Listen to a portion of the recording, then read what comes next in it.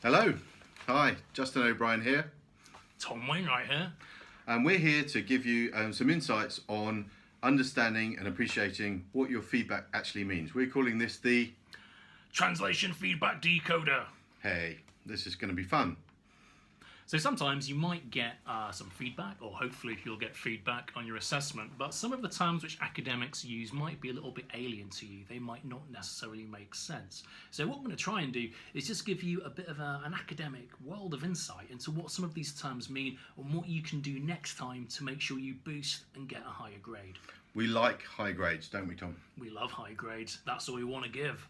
So you're getting 2 markers insights into, we've had years and years, some of us more years, experience in the whole marking process. So from the horse's mouth, so to speak. One of the first on the list that I've got down here, Tom, is more or higher quality referencing. So when you kind of get this, it can feel frustrating, but you might want to take a look at what sources you've used, what references you've used. You get in what you get out. Yeah. You get out what you get in. You get out what you put in. So if you just go and use Wikipedia or BBC websites or just generic business or biz essay websites, Yep. you're not going to be getting the really high quality insight and ideas that you need to write a fantastic essay. So one of the first things to note is if you come across a statement that says improve the quality of your references or have more, what the academic marker really is meaning is you need to basically take some time to read a few more academic books or journal papers, not because we're being deliberately pedantic and making you burn your time, but those ideas, the key content that you need to to get the answer right, to do it well, is to basically hit those books. Thank you, Tom. Mine's the next one, which is poor quality Harvard referencing. And it makes me smile when second years come back after the summer holidays and they've forgotten how to do Harvard referencing. It's like everybody learns how to do it in their first year, and it is easy to slip out of the habit of doing it accurately. It's something academics are absolutely fascinated about, and it's incredibly important that you are really, really familiar with what Harvard means, the formatting, both in text and in the bibliographic references. The punctuation is incredibly important, and it's also important that here that the frequency is often an issue, and essentially those two things you need to really work on in terms of the accuracy of the process itself. There are a number of software tools like RefWorks, which we make available to students on campus, but there are other ones. There's even some basic stuff in Microsoft. So there's really no excuse for getting the formatting wrong. And equally, what differentiates low quality, medium quality, and high quality work is often the frequency of referencing. Every idea should have a citation. So every fact, you show where it's come from. This is an absolute academic fundamental. It's not always just being pedantic, though, from an academic point of view. When you cite every single point that you make, it really helps reinforce and show us that you've actually gone and you've done the extra reading, and this is a kind of real fact. So the more you cite, the more you're going to impress your marker, the more your marks will go up. It may be that you've done all the work and you've read a stack of journal papers, but you've really got to make sure they're all in the reference list and you cite them in text. Super. Right, one for you, Tom. Lacks depth, more academic research required. So sometimes you do your essay, you do your assignment, and you think about case studies. So what you might do is make the mistake of basically giving a bit of overview of a company or a case study, lots of descriptive detail. Now, to get the higher marks, to get to your 2-1, to get to your first, you need to be doing a bit more analytical thinking. And often this means what you need to do is just start applying some theories and frameworks to case studies or examples. So you might answer your answer in a kind of basic way using examples, but to really accelerate up to those higher grades, you need to start thinking about different frameworks or theories on your course. So quite often your lecturer will have talked about different theoretical frameworks, different examples. All you need to do is sort of think about those examples and try and reapply those theoretical frameworks to deepen what you're talking about. It basically means you'll get to provide much more detail and you'll get a much better mark. That's super. You've stolen my next point, which was more effective integration of theory and using academic frameworks and structure. remember that your assignments are an opportunity to showcase your learning from the module. So you should be really using not stuff you've covered particularly before, although sometimes that is appropriate. Finding the new interesting stuff that you haven't worked with before, and presenting those that knowledge and that understanding back. And one of the great ways you can do that is in the structuring, in the headings of the sections. Use a model as your fundamental framework, and then put the body content within that framework. Absolutely. So your one is insufficient critical analysis, Tom. So this is kind of similar to what we've just discussed already. It's about moving beyond just describing phenomena, but about using theories and frameworks to inform your answer. But when you're asked to do things critically, what we're really asking you is to basically pose questions yourself and sort of answer them. So if you were talking about a company following some successful strategy, for example, you might not say, oh yeah, they made a load of money, it was successful. You might want to drill a little bit deeper. So what exactly did they do that made the company successful?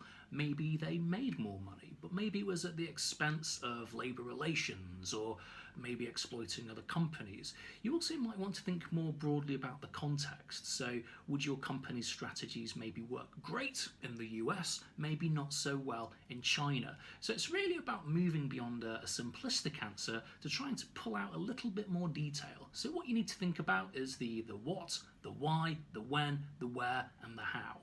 If you manage to talk about these things, it'll give you a much more critical answer, and again, really boost your grades, especially if you've done that extra reading that'll help give you that content for that excellent answer. Sometimes this feedback comes in the guise of saying that you're too descriptive.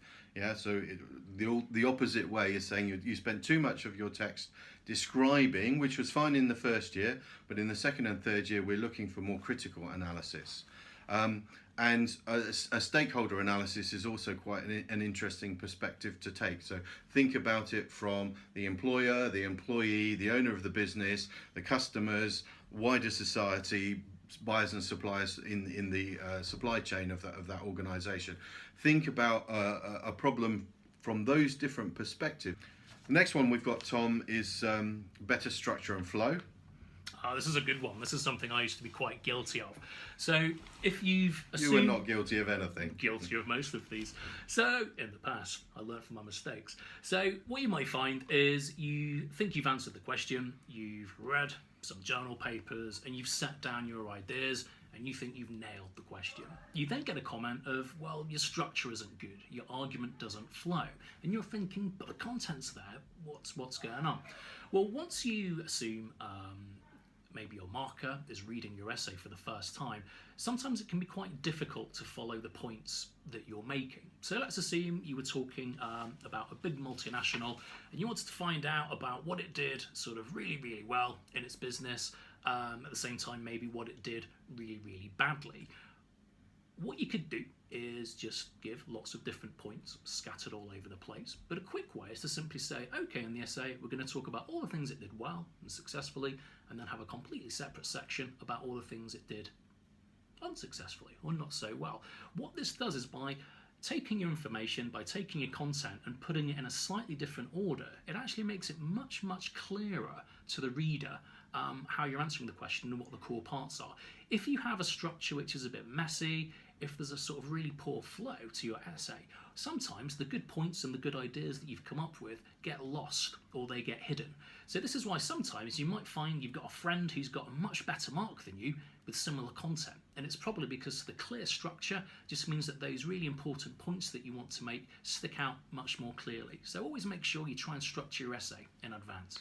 And I encourage a really visual approach to this. So we all tend to kind of write and it's a bit jumbled and all over the place. So having done your first draft, try and then produce a one-page pictorial summary. And if you come up with a fishbone model, which has the head of the fish and the tail of the fish here, and then spines across, there's the introduction and the conclusion, a central spine that runs through, main points, positives and negatives for idea 1, idea 2, positive and negatives, idea 3, positive and negative. Can you describe what you're trying to say using the fishbone model or another kind of diagrammatic representation, and does that make sense? And then can you then go back and read what you said and say, this is the summary of what I want to say. Does my content deliver that? Is the balance right? Is there an appropriate amount of content on each of those points? Because essentially the more words you put into something, the more important it is. And oftentimes what we'll see is students spending way too much time being very descriptive on background points which aren't very central to the argument. So if you can go through a number of iterations and talk about it and think about what you've written down and have those polishing iterations can be really powerful in terms of moving what is a solid 50 up into the 80s, and oftentimes people kind of run out of the time to do that in the back end of the process. It's very difficult to do well at the beginning of the process because you don't really know what you're doing. You've got to have found the information and done the research in the first place. The final point that we've got to talk about is an unclear argument, which is sort of related. So what do you think on that? Again, this is something I'm kind of guilty of. But often it's easy to make the mistake of looking at the question for your assessment and then almost paraphrasing the question in your head and then going off and basically writing an essay which doesn't really answer the question. You're basically missing the point.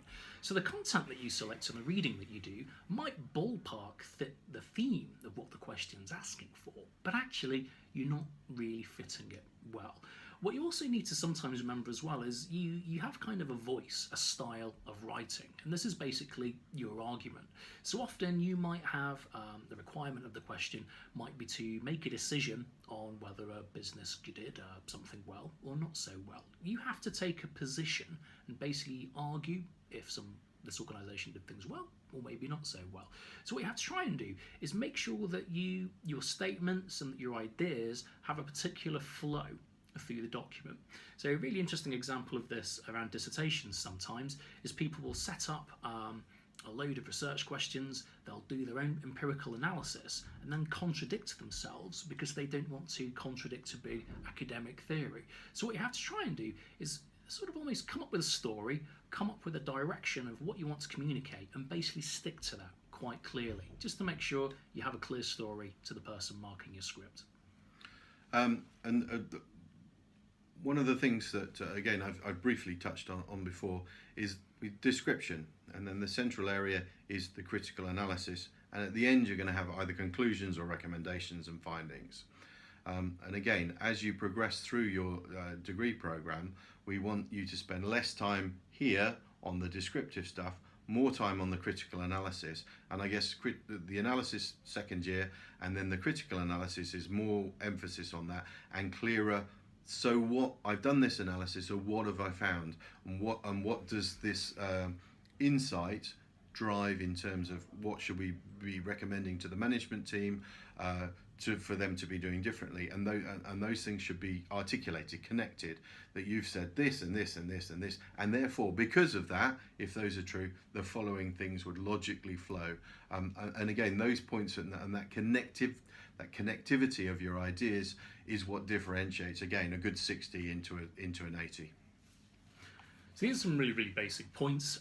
Sometimes they might seem phrased in a weird or unhelpful way, but effectively this is kind of shorthand for some of the changes you need to make.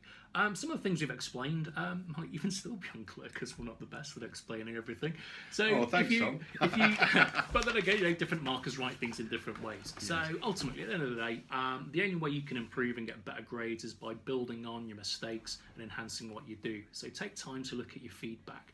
If you get feedback and it doesn't make sense, just drop an email come see us. Go to the drop-in hours for your workshop tutor or the lecturer that's coordinating your course, and just ask them just to spend, it might just be a few minutes, just kind of clarifying what they mean. It may well be for those 2 minutes that you spend talking to them, they can help you overcome a little bump, a little barrier, and boost your grades across all of your assignments. Getting higher grades really can be that simple.